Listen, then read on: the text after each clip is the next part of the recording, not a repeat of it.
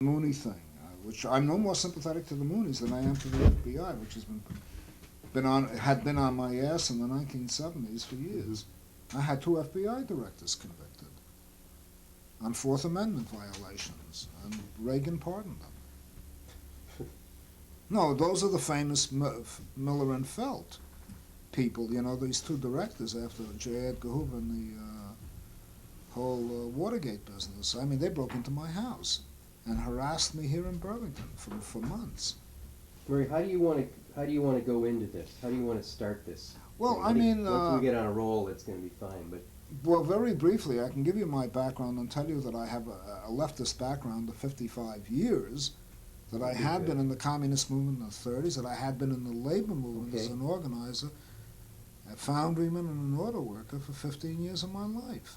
And that I'm not a right wing, an unreconstructed right winger. There's an alternative. You on? Yeah, I got all that. You can continue or do it again, whichever you want. Well, I would really like you to start all over so we can sort of make it a little coherent. I have a whole, just several points that I want to. Just let me know when you're shooting for the thing, and I'll do it. Okay, we're on. So you can start anytime you want. Well, I'd like, after the recent experience of Russell Means, and the attempt, in my view anyway, to break up the meeting that occurred in the Ira Allen Chapel, is it, of UVM, just about a week or so ago, I'd like, frankly, to present a position that is neither in support of the CIA or in support of the KGB, one that goes beyond the Cold War.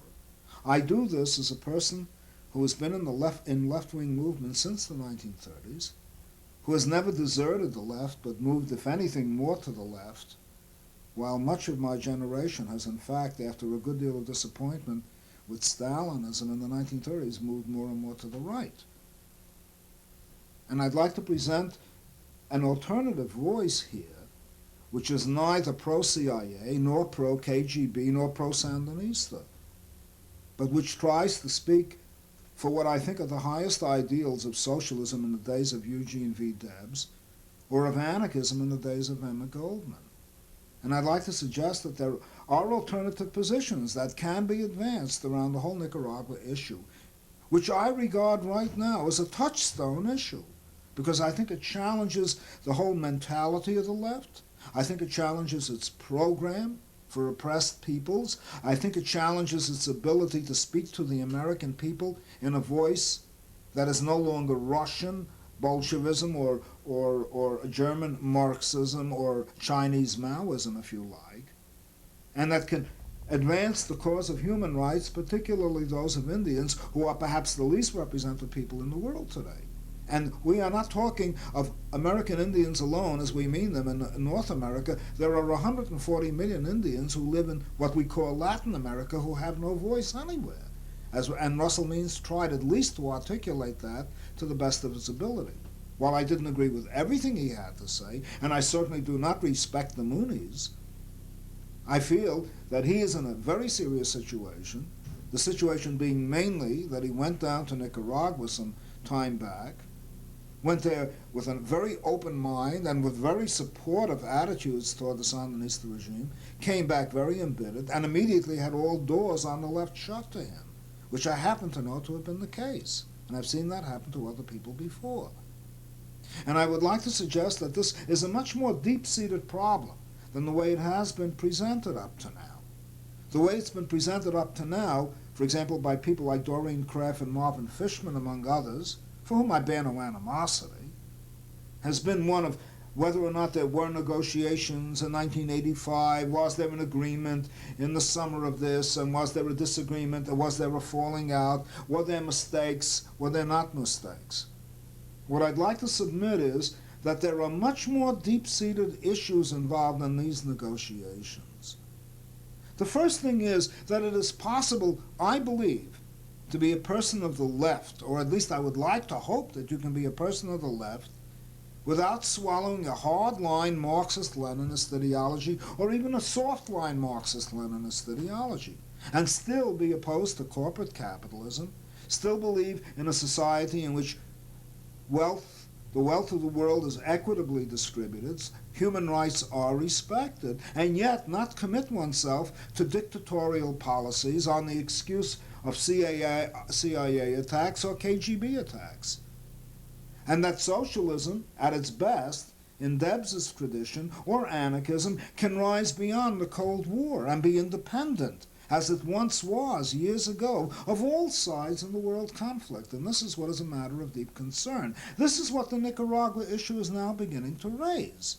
Murray, I'm sorry to interrupt you, but where in Marxist-Leninist writing or theory do you find the incompatibility with any kind of autonomous group, for instance in Nicaragua or in the Soviet Union or in any socialist country, having a kind of autonomy and still being part of the country? Well, it depends upon what you mean by autonomy, obviously. I mean, cultural autonomy is celebrated in the Soviet Union. But the peoples themselves do not have any real autonomy. In day-to-day In real political life.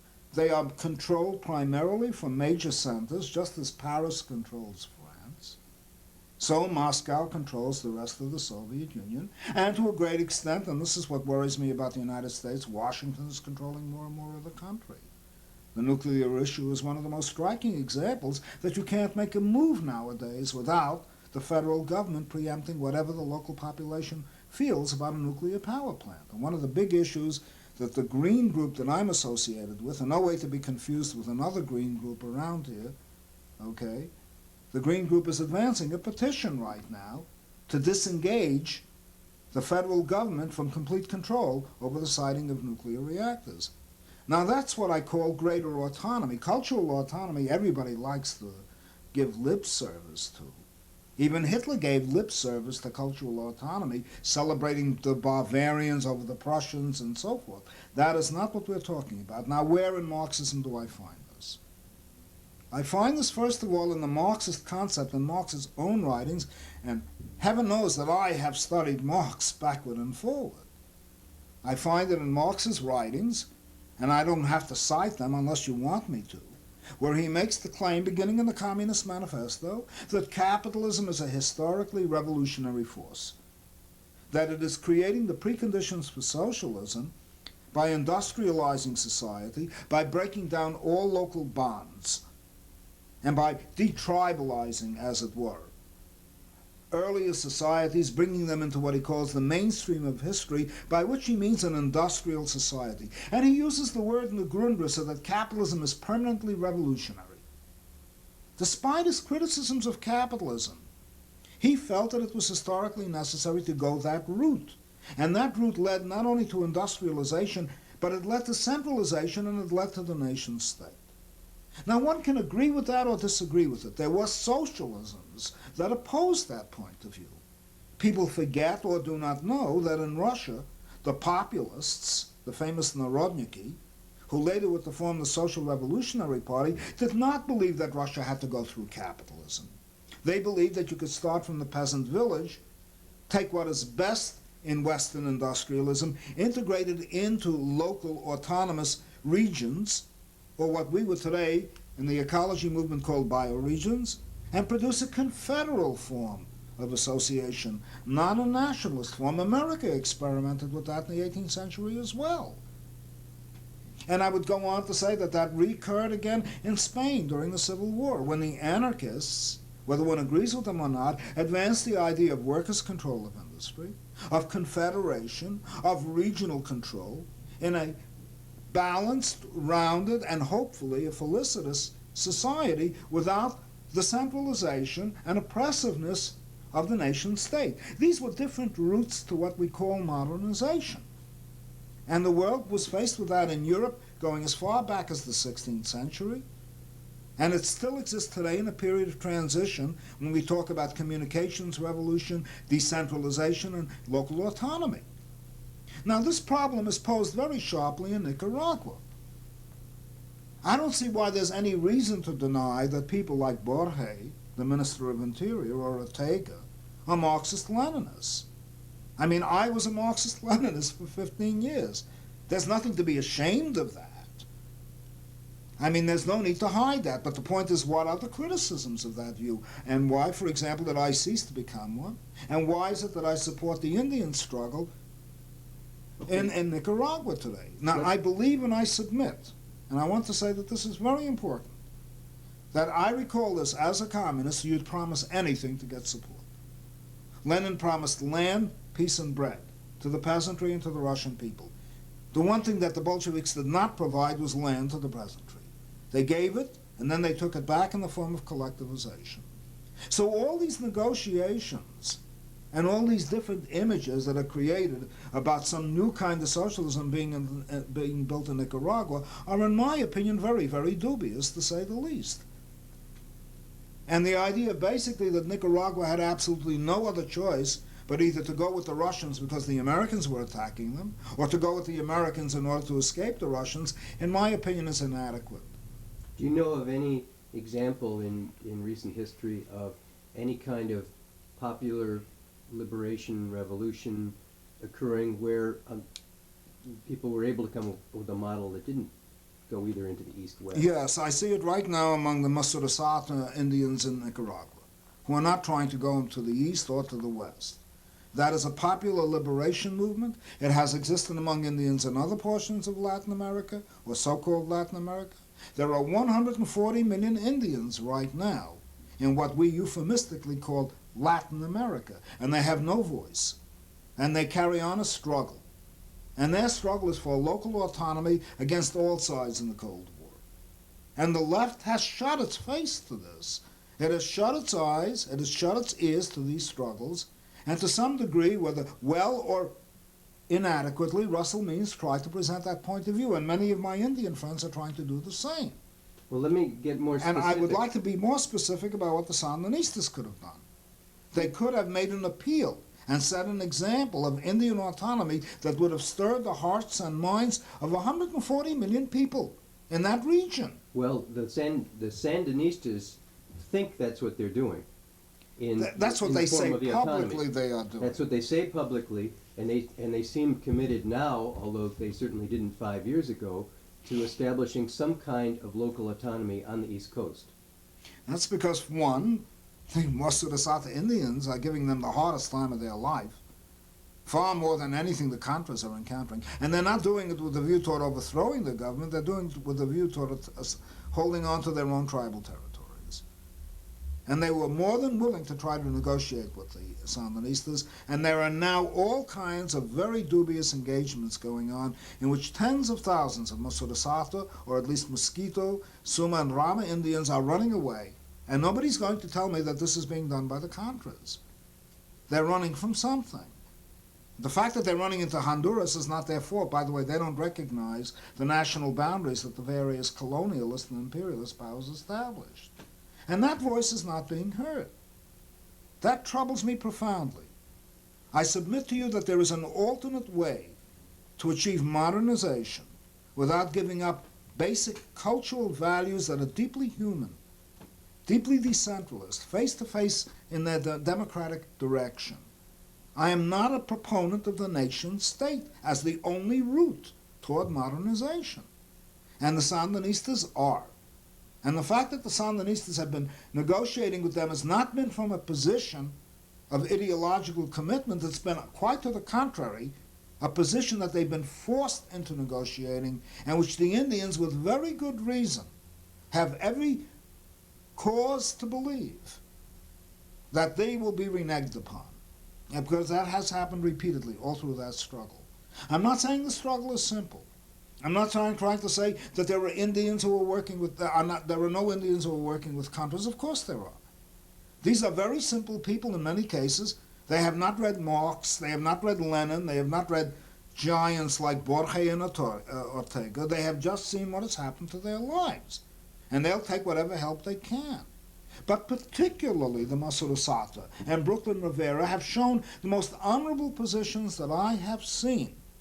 And this has been based not on visits that I have made, guided around by Sandinistas, where pictures of Lenin have been removed and put in the closet. And this was told to me, by the way, by people who are supporters of the Sandinista regime and have gone to Nicaragua. I'm talking from a knowledge of Indians whom I've respected in America, who I know have been persecuted by the FBI and by the police. I'm talking of people up around Akwesasne area, the Mohawk people, and so forth. And very close friends of mine who I know to be absolutely independent of the Cold War. I only wish that many people who call themselves leftists were that independent.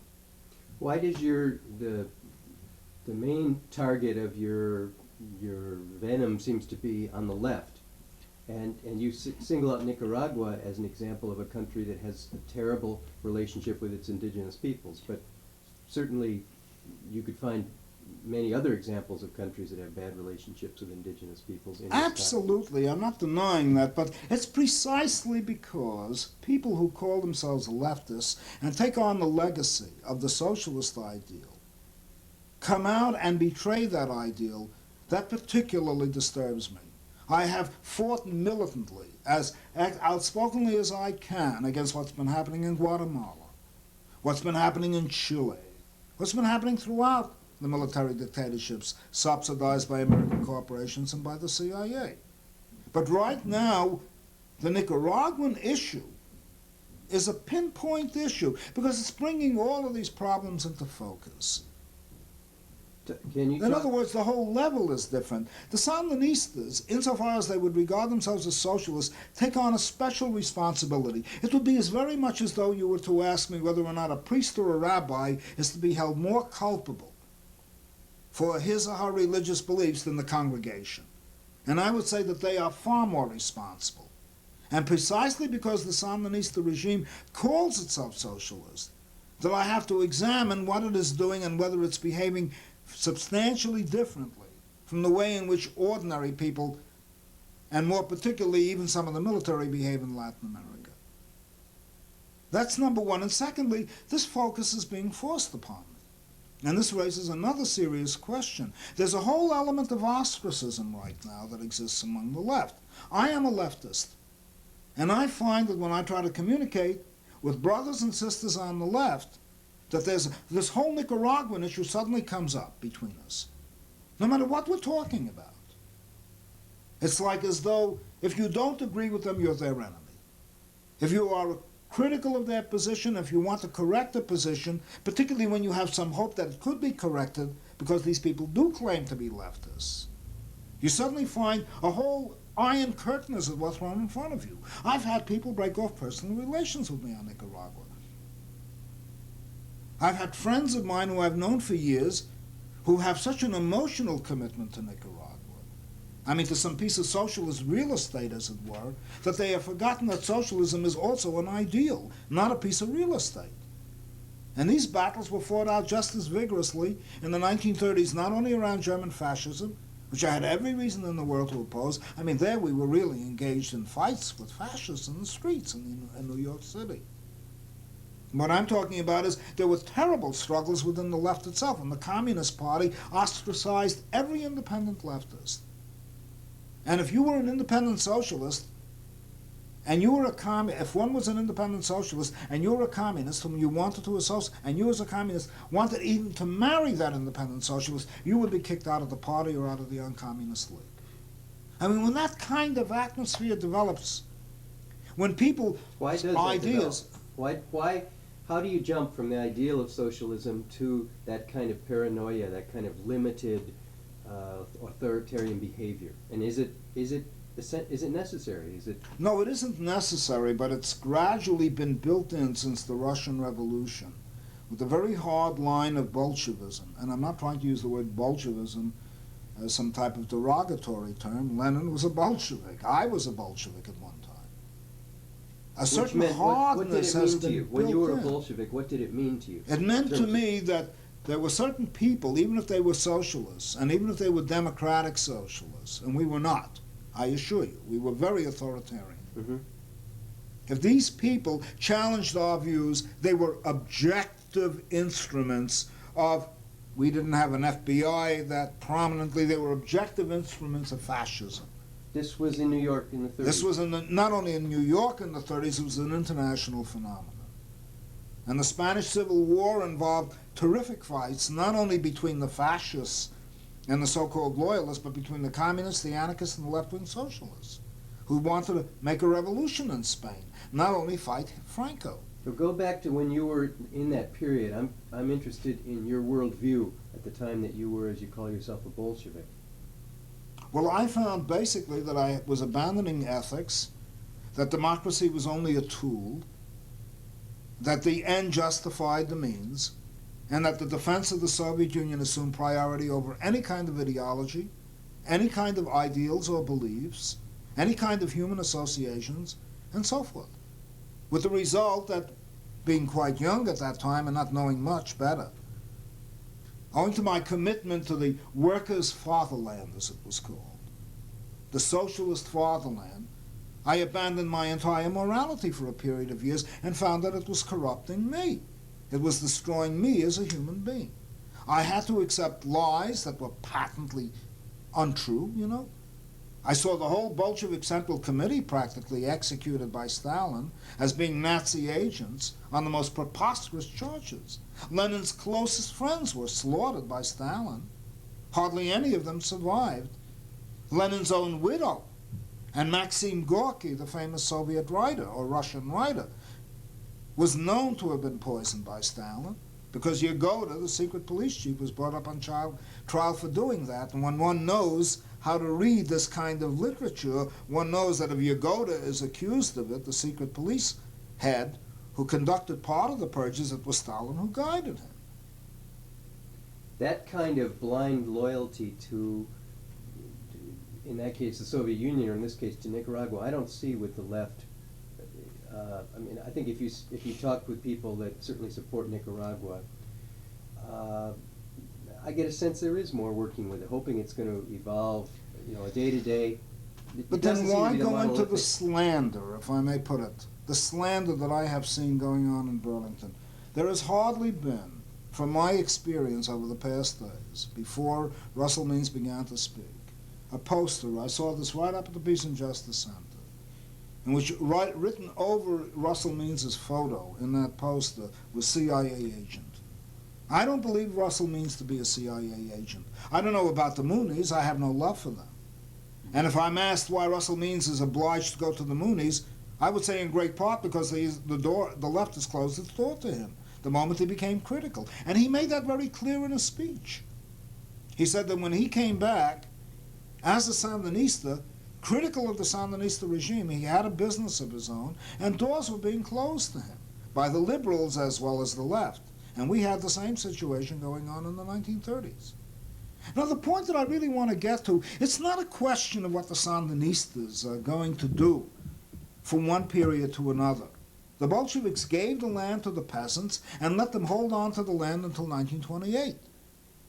In fact, Bukharin, one of Lenin's closest associates, called upon the peasants to enrich themselves, enrichez-vous, later to be executed, incidentally, by Stalin, but not because of the slogan. In 1928, Stalin proceeded to collectivize the whole Soviet Union. I don't mean even collectivize, I'm talking about placing virtually all the farmlands in the Soviet Union, or Russia to be more precise, under the control of a centralized regime. And I have seen this happen back and forth all through the history of post-revolutionary Russia.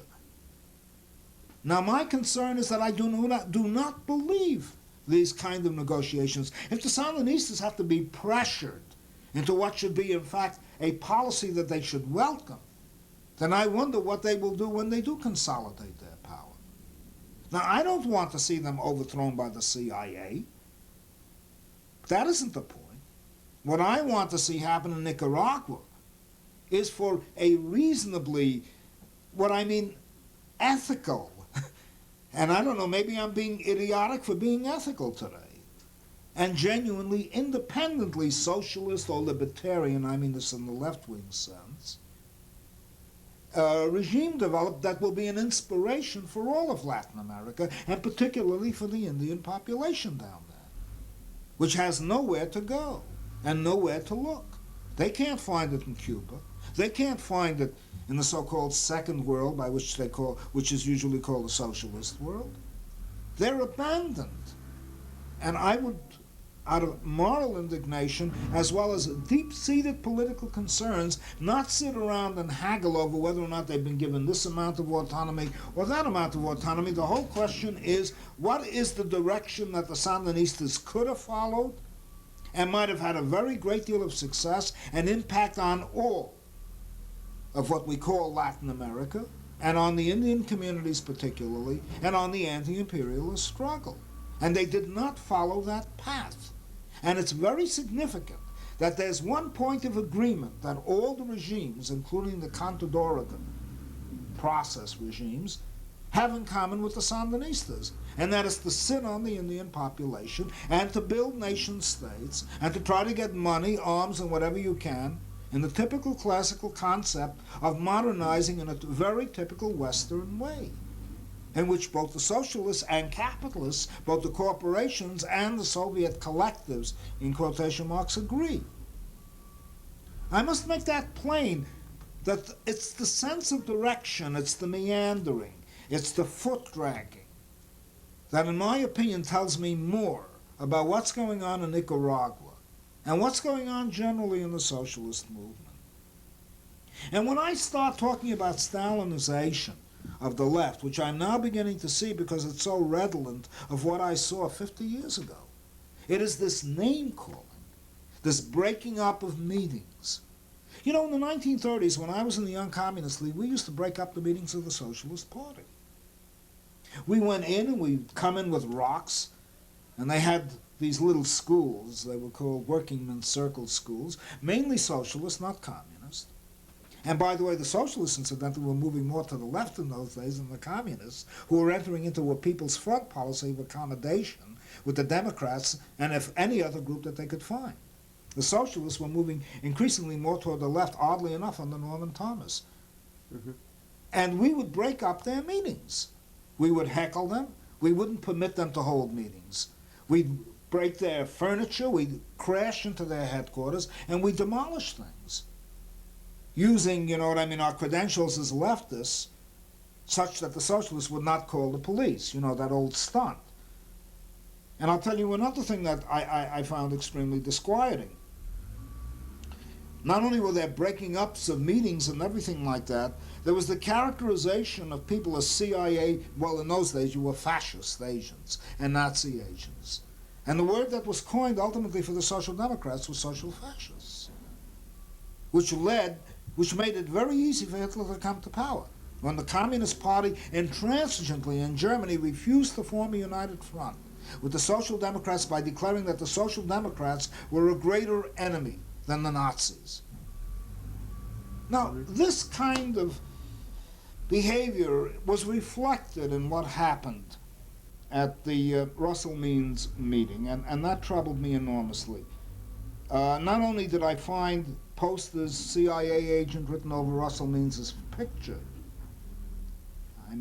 not only that, but I saw a person whom I know very well, Ronan Murphy, walk up and down the aisle, and this was not at all reported in the press, walk up and down the aisle 15 minutes into the presentation of the film, whatever the film was, and try literally to break up that meeting. It is not that Russell Means attacked him or that Russell Means answered his arguments with his fist. That is not at all what happened. What happened was that as soon as that meeting started getting, that movie started getting underway, within 15 minutes, in the most studied fashion, instead of walking out of the door and even shouting, this man, Ronan Murphy, walked up and down the aisle, shouting CIA propaganda, to a point where I was outraged knowing the man, and shouted, "Ronan, you ought to be ashamed of yourself." And then Russell Means came across the hallway, and not by any means in a manner that I personally would approve of, put his fist in the man's face as being rude. But this man was trying to disrupt the meeting. He then went out, and the press reported that he was beaten or struck by Russell Means because he objected. This was no objection. This is what we used to do in the 1930s. Disrupt meetings, and disrupt them in a fairly organized way in many cases. And I saw this repeated again by this man and then misrepresented everywhere in the press, as though he were trying to be argumentative rather than disruptive, and trying to advance a view rather than break up a meeting. Mhm. Now, I don't like the Moonies. I have many reasons for not liking the Moonies. I didn't agree with everything Russell had to say. But the one thing was that I will either be a Democrat in a consistent fashion and let people, whether I agree with them or not, have their damn meeting, even if I dislike it. And in this particular case, I liked a great deal of what Russell had to say. What in your own Or history- else I am going to become an authoritarian, and that's going to be done to me. How did you cease to think in an authoritarian way? What was that history about? Where you The shifted Purge away? trials, in which I saw everyone I respected in the Russian Bolshevik movement, the men who made the revolution and the women who made the revolution, being put up on charges of the most preposterous nature. Mhm. The Spanish Civil War, the total betrayal of that war by the communist movement, and many other things that were going on within the organization itself, such as the prohibition to read certain books. We were not allowed to read certain books. Anyone found carrying a volume of Trotsky's writings was automatically brought up in charges with a view toward expulsion. Anyone who spoke to a Trotskyist or a left socialist was immediately brought up on charges and expelled. And once expelled, you couldn't talk to that person. Such people became non-persons. And I don't want to see that mentality appear in the left today around the Nicaraguan issue. What was the climate that allowed that to happen? I mean, preposterous You charges. had a socialist movement which had once been extremely populist in nature, such as the one that existed on the Eugene V. Debs, develop into a centralized movement, following more or less principles of Lenin. They call it democratic centralism, but in practice it was pure centralism, Mhm. in which people, whether they agreed with a policy or not, had to obey that policy without criticism. I don't see in this situation any centralized leftist. There's a tendency organization. in that direction. The Sandinista regime is essentially a beleaguered regime, and it's beleaguered not only by the CIA and the Contras. They're arresting trade union leaders. They're losing people who supported them in the revolution, like Pastore, whom I do not regard as a CIA agent. He'd rather give up the fight than line up with either side, which he did. I see Brooklyn Rivera, a highly honorable man, being called essentially a CIA agent. So now everybody's being swept into this whole 1930s mentality. And this troubles me. I'm not saying that the left is all Stalinist. I'm saying there's a tendency now around the heat generated by the Nicaraguan issue to move in that direction. And the next thing is that I will be called a CIA agent. And I'm outraged by that sort of behavior. Let's go back for a second. Let me make a very important point here, if I may, just before we go back. Either socialism is going to be an ethical ideal in which we learn from everyone in the socialist movement, whether it be anarchists, whether it be Marx, and even Lenin, and other people like Proudhon, or it's going to take on a police mentality. And in which case, movements will not be explained because of social forces, which we always said was Marx's great contribution, his theory of historical materialism. They will be explained as conspiracies. Stalin introduced that with the Moscow trials. Everything in opposition to him was a conspiracy that was cooked up in Germany or cooked up in whatever country he seemed to have some animus toward, for good or bad reason. And everyone who spoke in opposition, even from the left, to these interpretations of ideas as conspiracies and social movements as plots by various police agencies, that person became in turn an agent. And as long as we start using that language on the left, we're going to ultimately ourselves turn into agents. And as long as we deal with people as though they're objects, as long as we break up meetings, which is what Ronan Murphy definitely tried to do, then we're going to have our meetings broken up, and we'll shriek McCarthyism even as we practice it from the left.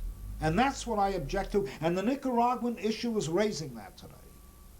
It is raising it today, and it really has me deeply upset. That's why I'm so emotional about it. I leave it up to you if you want to ask some other questions, but I also think things should be clarified that were grossly misstated. First of all, the Bellacourt brothers are in no sense regarded as representatives of the Indian movement. I've called up several Indian groups throughout the country and outstanding Indian leaders, and they've all maligned the Bellicourts as being people who are to be viewed with the deepest suspicion. One of them, I was told, is a drug peddler. I'm not trying to malign and cast light upon somebody's reputation. The guy's in jail right now for trying to sell LSD in large quantities, in sizable quantities.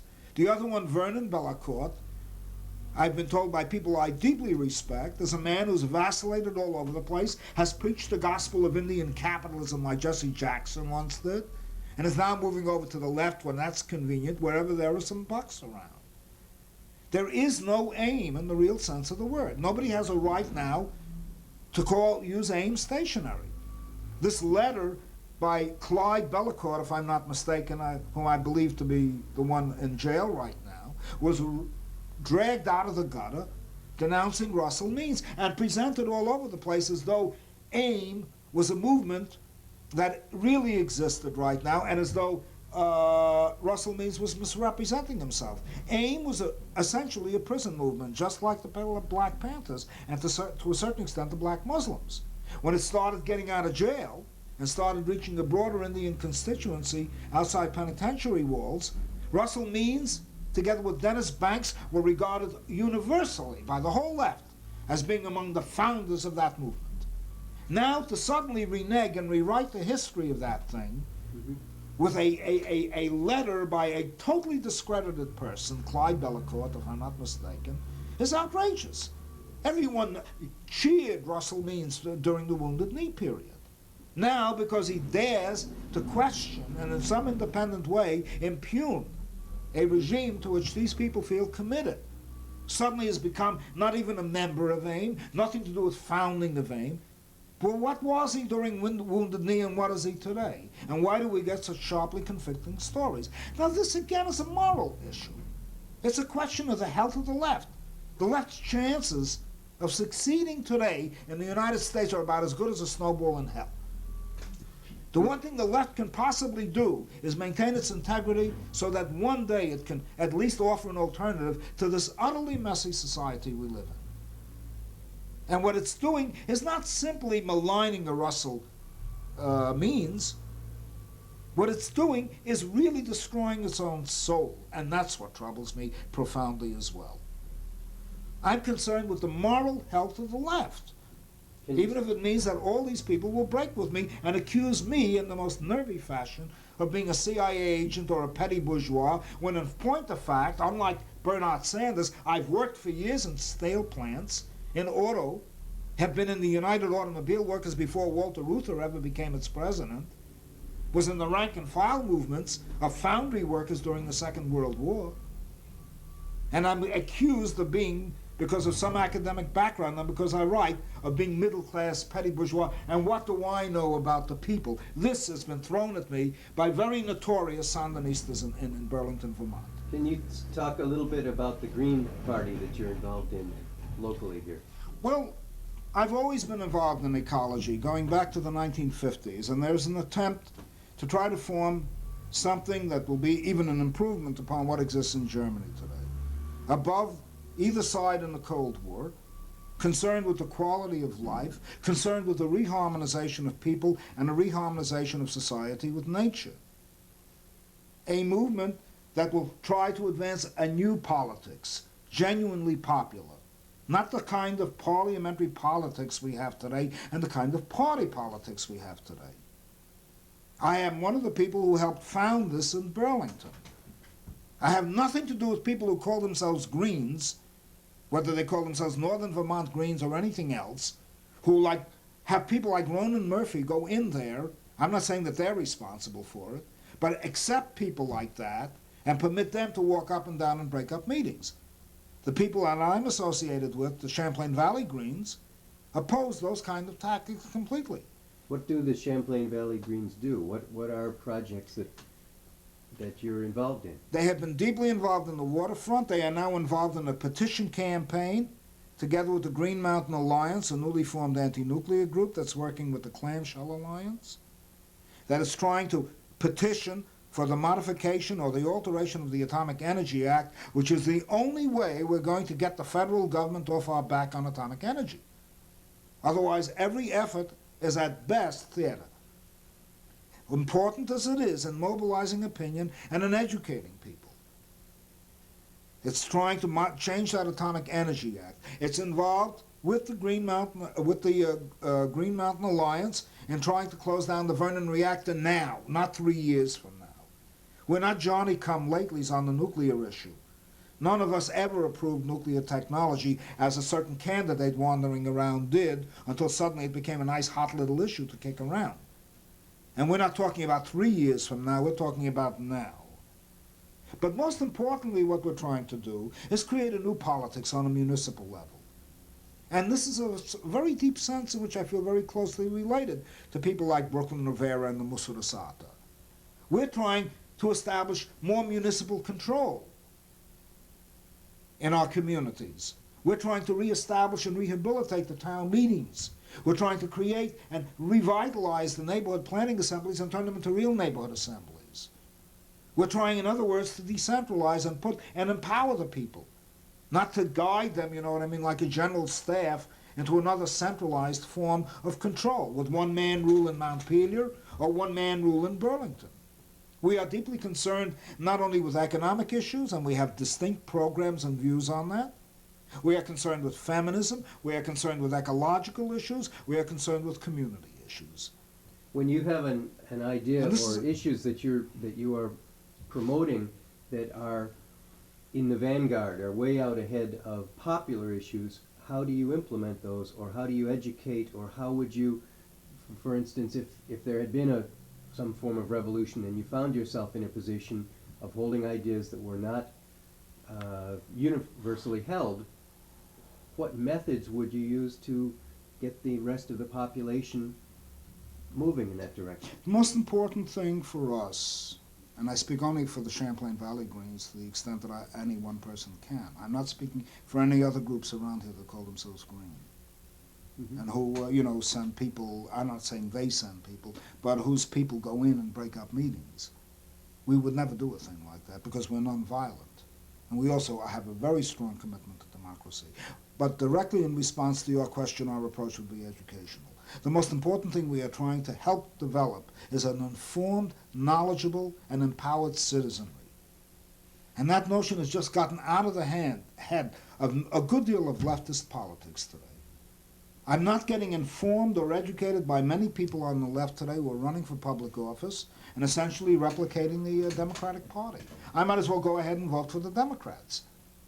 What would you do in a situation where some outside interest that was opposed to yours had a lot more money, power, clout, advertising, whatever you call it, to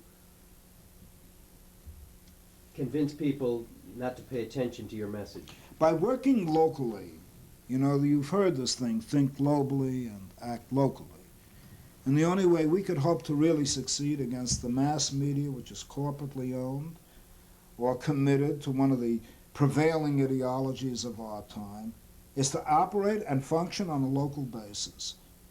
And that's the only approach we have. And we have no other approach but education. If people do not change their lives, if they need leaders, as Eugene V. Debs himself said, to lead them into heaven, then they'll find leaders to lead them into hell.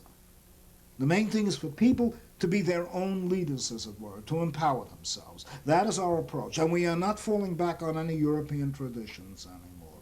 I've had enough of German Marxism, Russian Bolshevism, Chinese Maoism. I want to go back to the traditions in the United States, of the committees of correspondence, the traditions that exist still, however vestigially, in Vermont, of town meetings, of open dialogue, and a genuine face-to-face democracy.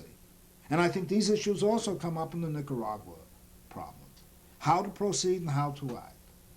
We are not that much interested in media. Our main interest right now is to talk to our neighbors, to talk to our communities, and to create those forms, those new political forms, that come out of our own revolution, not out of some other revolution. Like committees of correspondence, like town meetings, that will re-empower citizens and create a new politics. And by a politics, I don't mean statecraft. When I see many leftists going out right now running for different positions, they are really engaged in statecraft. Politics in its original Greek meaning meant the polis, control of what was mistranslated as the city-state in Athens. It meant assemblies of the people. It did not mean political parties with bureaucracies and leaders and charismatic figures coming out and trying to commandeer people and mobilize them. We are not trying to mobilize, we're trying to educate so that people will mobilize themselves. And this is an entirely different vision from the politics I've encountered either on the right, on the left, and frankly even in the center right now. And it has to be a moral politics. It has to be a politics in which people themselves, who are politically involved, grow as human beings, grow as ethical beings to counteract the total moral breakdown that is going on today. And that's why I'm concerned with going around and sloganeering CIA agent or CIA conspiracy or breaking up meetings. I would break up nobody's meetings. The right of people to convene and do what they want, I don't give a damn who they're subsidized by, is a right that I would defend to the death. Because the moment that right is taken away from any one sector of the population, everyone else will be affected. And I will give you a very striking example of this. In the 1940s, a Trotskyist group which was opposed to the Second World War on a Leninist idea that both sides were imperialist, was sent to prison for 18 months under an act with the support of the communists who had veered over from an anti-war position because of the Stalin-Hitler Pact to a pro-war position because of the invasion of the Soviet Union in June 1941. The communists at that particular point cheered on the Department of Justice in sending these 18 Trotskyist leaders to prison. Now, I'm no Trotskyist anymore, far from it. But the point is that you know who, under what act the communists were later to be sentenced to jail during the McCarthy period? The very act that they approved of in sending the Trotskyists to jail some 10 years earlier. I find it supremely ironical, much as I was opposed to McCarthy at that time, to see the communists going to jail on very legislation that they supported against their left-wing opponents in the Trotskyist movement. In fact, their statement was that the act wasn't strong enough in the Soviet Union, these Trotskyists would have been shot. And this appeared in the Daily Worker around that period, I think it was 1942 or 43.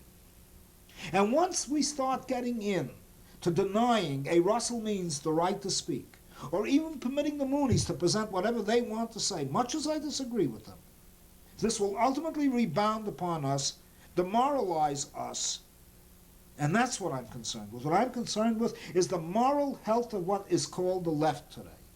We've got to get away from this business that this is a CIA conspiracy and that this one is a CIA agent because that individual or that movement disagrees with us. The CIA is clear enough, and even where it's obscure, we'll unearth it. And if the Moonies are taking money from the CIA or being manipulated by the CIA, it should be said. But their meetings should not be broken up.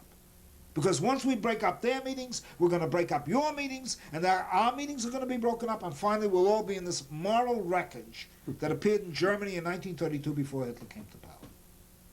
And that's what I don't want to see happen. Murray, what do people do when, after they've empowered themselves?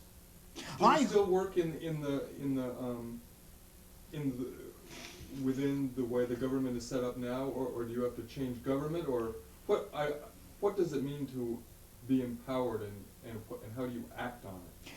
This is where I think a very important analysis is necessary. I've dealt with it in my forthcoming book, which is coming out. Sierra Club is publishing it. Sierra It's Club? called, yeah. Well, I've published with Harper and Row and Alfred A. Knopf. That isn't, and also I've published with left-wing publishers like New Society Publishers and Ramparts. And you raise a very important issue. I don't believe that the revolutionary era that began with the French Revolution, or if you like, the English Revolution or the American Revolution, exists anymore today. I believe that the old barricade image, you know what I mean? Maybe they can do things in the jungles of this area or that area. Even there they have to use modern weapons. But I certainly believe in the heartland of corporate capitalism, or for that matter, corporate socialism, the old images of the Spanish Civil War are gone forever. And I lived through that era, and I saw it. When it seemed as though you could change things, you know what I mean? What is called seize the power. More and more I've come to the conviction, and this is why I'm more oriented toward the American Revolution than I am toward the Russian Revolution, which was the model of the 20th century for decades, even for 3 generations. More and more I am convinced that what we have to do is enlarge the democratic institutions we have here in America today. I don't believe that our revolution can be simply thrown into the dustbin and said this is nothing more, as many so-called left historians say, nothing more than a coup d'etat by Boston merchants, or Virginia aristocrats. There is in our Constitution and in our tradition a very strong democratic component within the Republic itself. I believe that there are institutions we can enlarge and expand.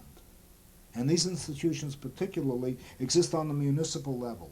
In the southern New Hampshire right now, unknown, believe it or not, a sister state, to most people in Burlington, a league of cities has been formed, of towns has been formed, in which people who are opposed to the Seabrook nuclear power plant and also opposed to the ecological wreckage that is going on in southern New Hampshire are trying, frankly, to challenge the state government and, frankly, to challenge the federal government. And they're doing that on lines and in directions that are built around structures created in the American Revolution. They've invoked Article 10, if I'm not mistaken, giving the people the right to revolt, which was written into the New Hampshire Constitution and other such constitutions. And they're not doing that from the standpoint of starting an insurrection. What they're saying is that they object. It is their constitutional right to oppose a given state law, because the state is trying to preempt municipal authority. We are primarily, I would say most of the Greens that I'm associated with, and again, let me make it very plain, that many people call themselves Greens whom I would no way want to associate with politically, and they exist here in Burlington, that we are trying to build around structures, town meetings, popular assemblies, neighborhood associations, and what we would have liked to have seen, a confederation of the towns in Vermont, to offer an alternative to the growing centralization of power, be it in the state government and especially in the federal government. When millions of people can be brought into this, and many Americans can respond to it once it can clean itself of that whole heritage, of that tainted heritage of a nationalistic authoritarian socialism as well as an authoritarian right. Many Americans can relate to this. Whether real or unreal, they believe in it, and sometimes ideas are far more powerful than reality.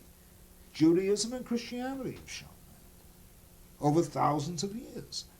And I believe that there is a politics that can be developed out of our own confederal impulses, out of our own mistrust of centralized government, out of our own belief in the rights of the individual, which have a very progressive potential and can mobilize ultimately, but first have to educate ultimately, millions of people.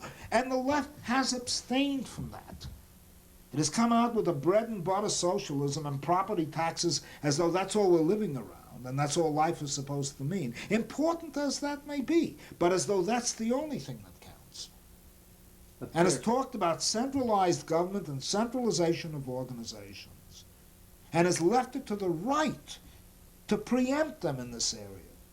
Reagan's popularity is in great part due to the fact that however demagogic he may be, he addresses these issues. Now, why should these ideas be taken over by groups that are as fascistic as the Committee Comitatus, whatever the name of it is, the Passe Comitatus, or the right wing?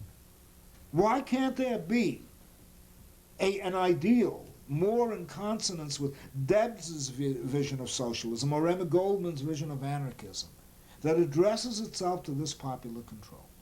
What happened in the union movement, it seems that the rhetoric in the union movement has also moved more and more into a kind of self-interest, hold on to your job, get your salary up kind of way of speaking, which has lost a lot of the idealism that at least bureaucratization, but that's why I saw that.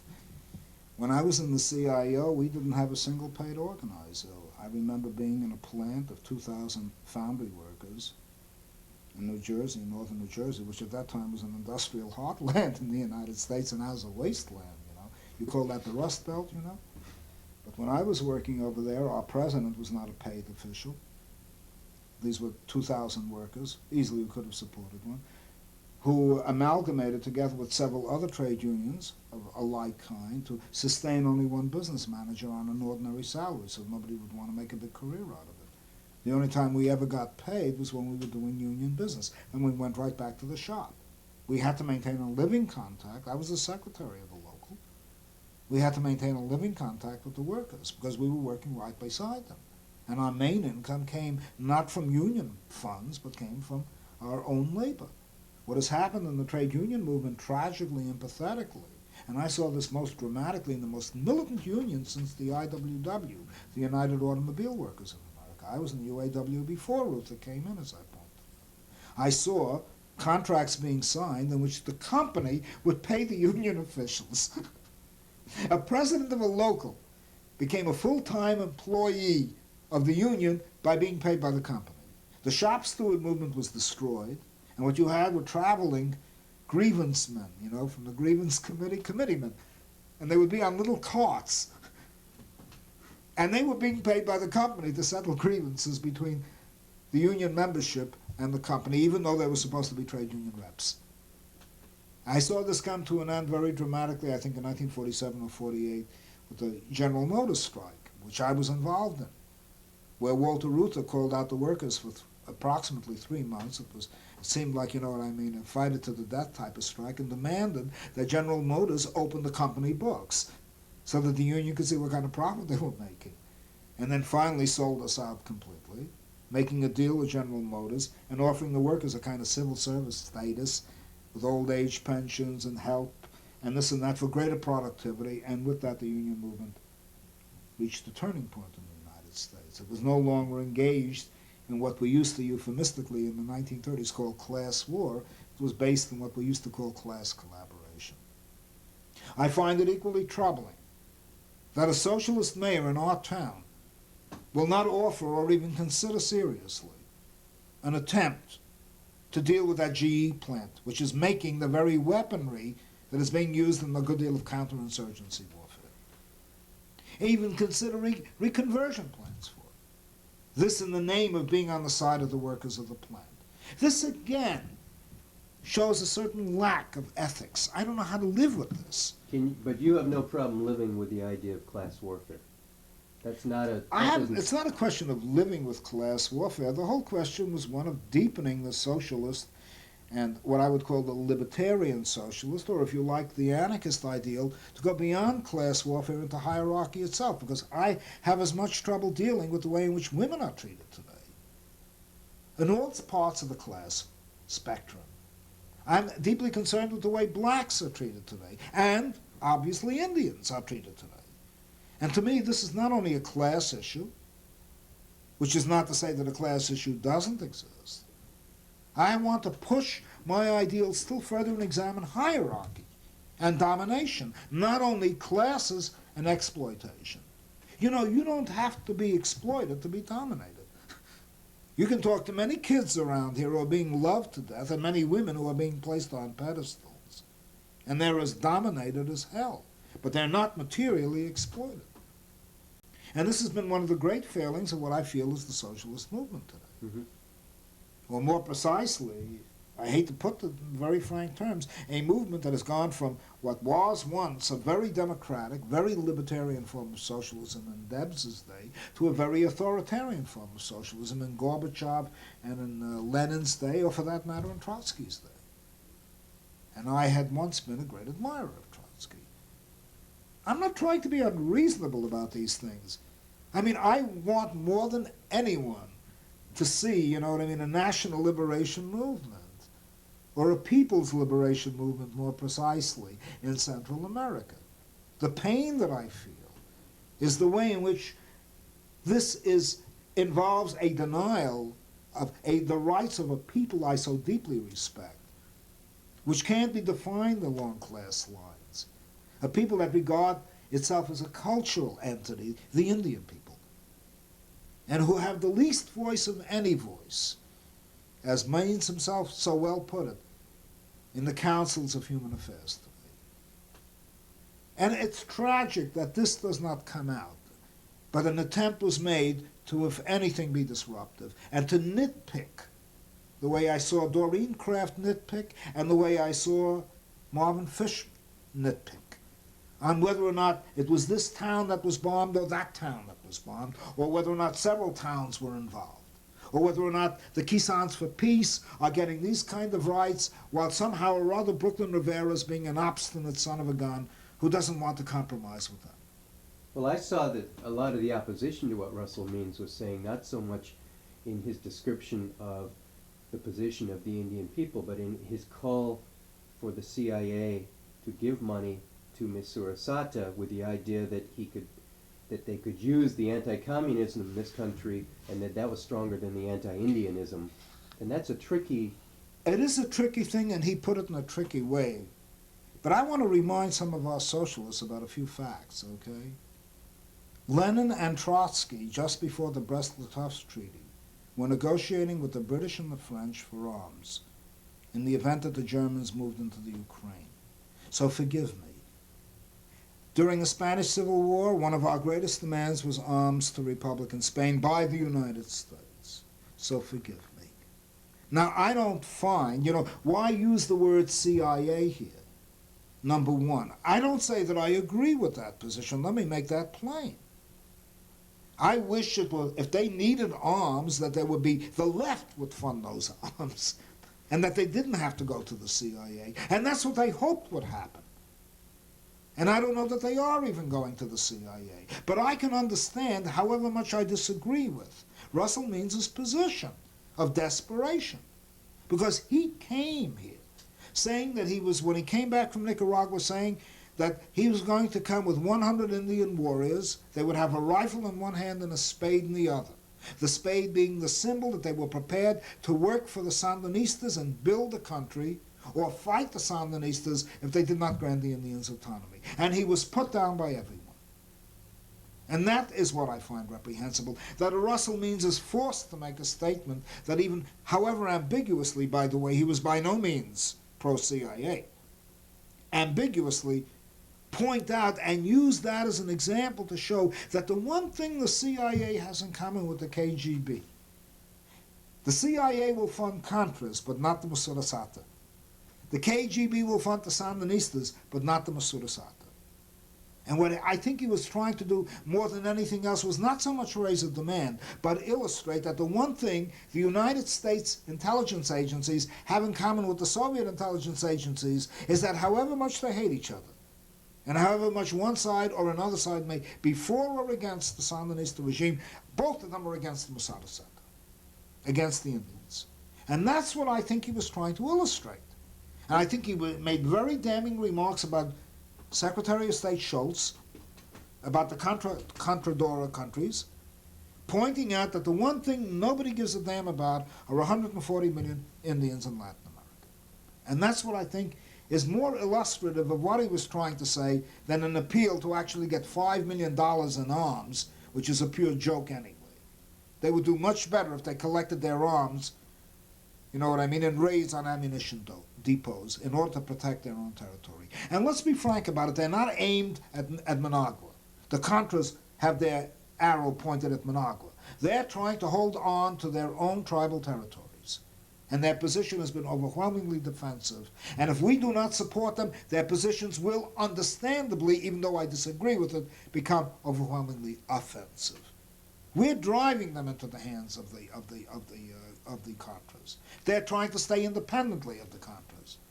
And when we go around with words like CIA agent and everything like that and try to break up meanings, then at that particular point, we've given up our integrity and our independence in Cold War. Socialism has become a tool of Cold War diplomacy. And that's what I fear more than anything else.